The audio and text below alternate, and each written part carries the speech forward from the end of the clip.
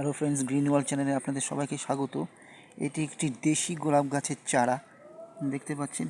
কুড়ি রয়েছে, একটি ফুলও রয়েছে। গাছটি দেখুন, গাছটি আমি কাটিং থেকে গ্রো করেছিলাম। প্রথমে টবে গ্রো করার পর শিকড় বেরিয়েছিল, তারপর এটি মাটিতে প্রতিস্থাপন করেছিলাম। সেটি বেশ ভালো গ্রোথ এসছে। গাছটি প্রত্যেকটা গাছে ছোট ছোট বিভিন্ন কুড়িও এসে গেছে। এখন যেহেতু গোলাপের সময় না, তবু প্রচুর কুড়ি এসছে গাছটির মধ্যে। গাছটির গোড়াটি পরিষ্কার করে দিয়েছি এবং জলও দিয়ে দিলাম। এখন যেহেতু একটু একটু বৃষ্টিও হচ্ছে, গাছটি মোটামুটি সেই কারণে গ্রোথ নিয়েছে। পাতাগুলো দেখছেন বেশ সতেজ এবং হেলদি।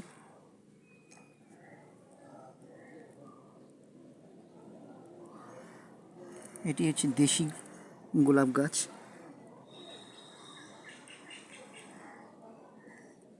এটি কিন্তু আমি কাটিং থেকে গ্রো করেছিলাম, এটি কোনো নার্সারি থেকে কিনিনি। একটি বড় গাছ ছিল, সেখান থেকে আমি নিয়ে এসেছিলাম একজনের বাড়ি থেকে। সেখান থেকে নিয়ে এসে আমি এটা গ্রো করেছিলাম। এটা ভালো রকম এখানে গ্রোথ নিয়েছে, ফুলও এসছে। যেহেতু এখন গোলাপের সময় নয়, খুব একটা ভালো ফুল হয়নি। একটু যেহেতু রোদ আছে, গরম আছে, ফুলটি একটু সামান্য শুকিয়ে গেছে, কিন্তু গাছটি বেশ সুন্দর আছে। আপনাদের দেখানোর জন্যই আমি ফুলটি রেখেছিলাম। এটি একটি হালকা পিঙ্ক কালারের গোলাপ, দেশি গোলাপ গাছ।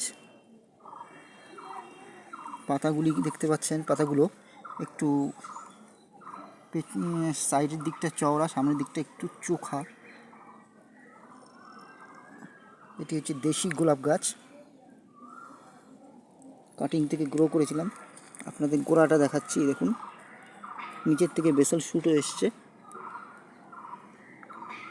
দুটো বেসাল শুট এসছে। এই গোলাপ গাছটির আপডেট আমি আগামীতে আরও আপনাদেরকে দিয়ে দেব। দেখুন,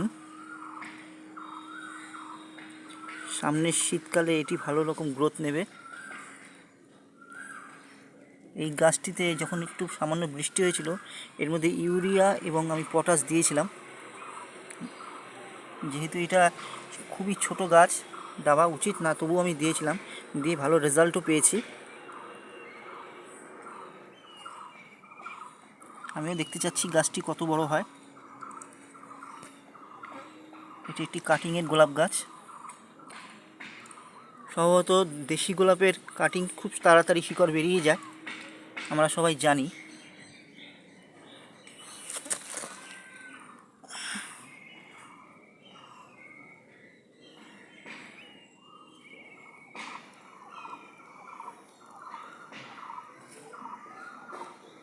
Thank you friends.